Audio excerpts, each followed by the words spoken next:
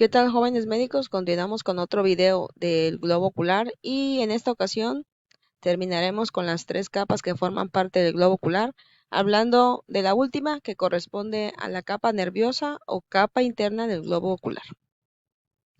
Y en esta capa, la estructura más importante que resalta es precisamente la retina, que tiene que ver ya con el órgano receptor que participa en la visión. Y bueno, la retina se va a encontrar extendida en todo lo que es la cara profunda de la capa vascular. En ella se va a encontrar el cuerpo de la neurona ganglionar, que precisamente va a ser el origen del nervio óptico.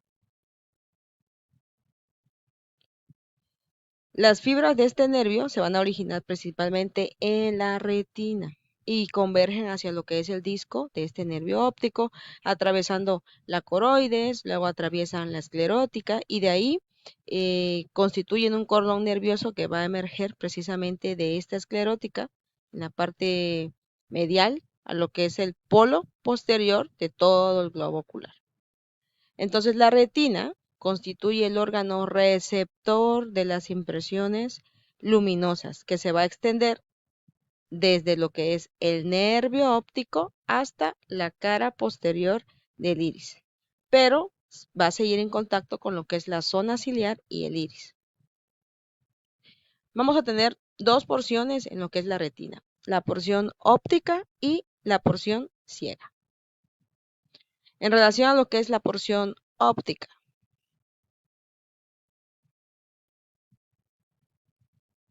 bueno, la porción óptica se va a extender desde lo que es el nervio óptico hasta llegar a la hora serrata, que ya vimos que es una línea festoneada, que sería esta de aquí en forma de sierra, ¿no?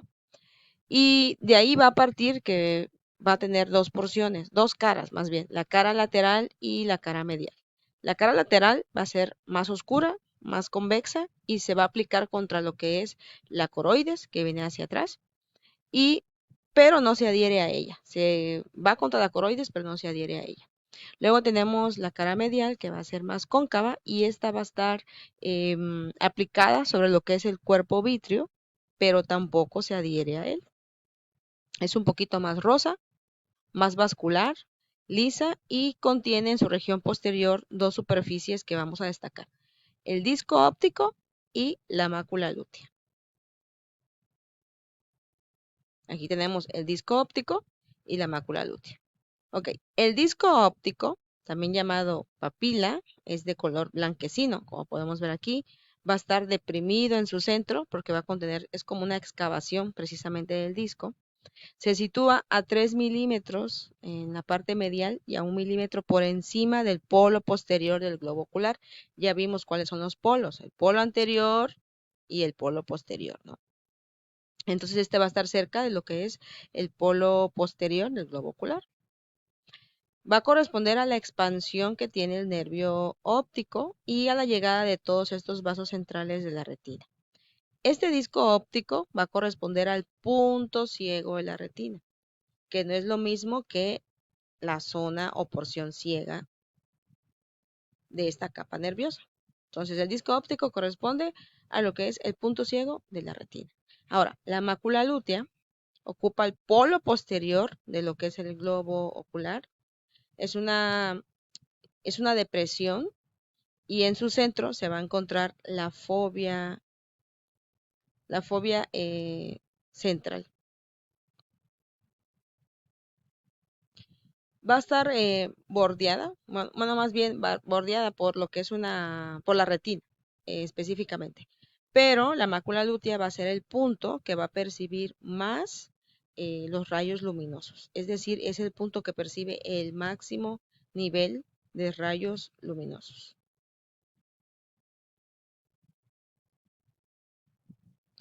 Siguiendo con la porción óptica, entonces aquí vemos cómo va a enfocar lo que ya vimos, que es el disco óptico y la mácula lútea.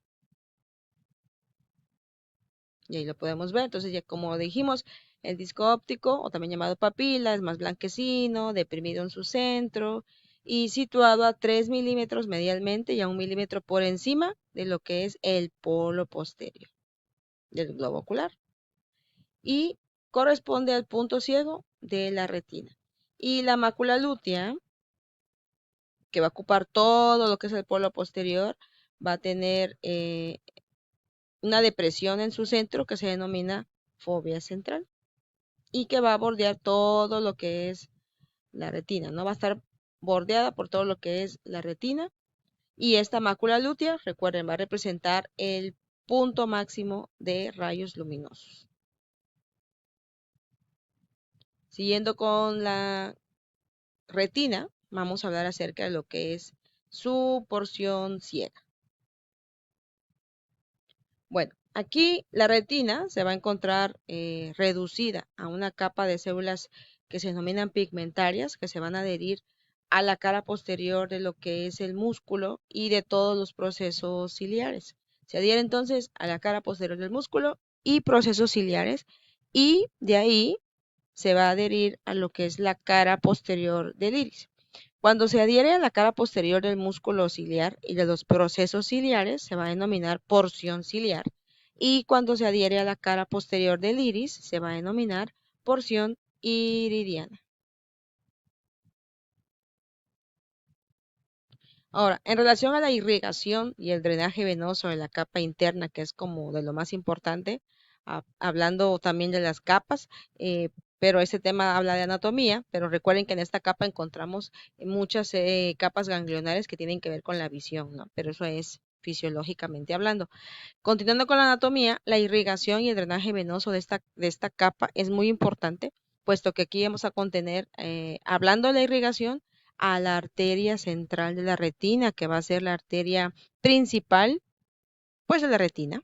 Y esta arteria central de la retina, que podemos observarla aquí, va a ser una rama que deriva de la arteria oftálmica, que vemos aquí este ramito, y a su vez esta arteria oftálmica se va a originar de la carótida interna, que va a seguir al nervio óptico que vemos aquí arriba. Entonces, la arteria central de la retina va a ser rama de la arteria oftálmica que se va a originar en la carótida interna, que va a seguir todo el caminito del nervio óptico. Entonces, va a emerger, esta arteria central de la retina emerge a nivel del disco óptico y se va a dividir en dos ramas, una rama ascendente y una rama descendente, que se van a expandir en dirección precisamente hacia la hora serrata, que ya vemos la división que va a provocar esta línea en la capa media. Y cuando se acerca la hora serrata, se va a dividir en ramas mediales, que serían las nasales, y ramas laterales, que serían las temporales. Aquí vemos la rama nasal superior, rama nasal inferior, rama temporal superior y rama temporal inferior. Aquí vemos las cuatro ramas precisamente que se derivan. Y recuerden que esta división va a ser cuando esta arteria se acerque hacia lo que es la hora serrata. Se va a dividir, recuerden, ramas mediales que son nasales y ramas laterales que van a ser las temporales. Y hablando de lo que son las venas, pues estas prácticamente siguen a lo que es la irrigación. Y aquí dentro de las venas que convergen en lo que es el disco óptico para formar a la vena central de la retina, que va a seguir precisamente también al nervio óptico y va a drenar en la vena oftálmica. Entonces, en el sistema venoso es un poquito más pequeño que la irrigación, pero también es importante. Entonces, estas venas que se encargan del drenaje venoso de la retina van a converger en el disco óptico para formar la vena central de la retina, que aquí podemos verla. Esta vena central de la retina pues también va a ir a drenar en dos ramas que derivan, que son la vena oftálmica superior y la vena oftálmica inferior, que aquí podemos verlas, pero la principal va a ser la vena central de la retina, que va a drenar en estas dos ramas y posteriormente estas dos ramas que van a seguir al nervio óptico en el trayectorio, van a drenar finalmente a lo que es pues la vena oftálmica, que se va a dividir en superior e inferior, y al final las dos van a drenar en el seno cavernoso. Entonces, la vena central de la retina va a seguir el transcurso del disco óptico y va a ir a drenar en las venas oftálmicas superior e inferior y posteriormente estas van a drenar en el seno cavernoso. Y eso sería todo en relación a la capa nerviosa del globo ocular. Con eso terminamos las 3 capas que corresponden al globo ocular. En el siguiente video hablaremos de los sistemas refringentes que tiene el globo ocular, como el cristalino, humor acuoso, humor vítreo, etc. Y en el siguiente trataremos sobre los accesorios del globo ocular y los músculos que mueven el globo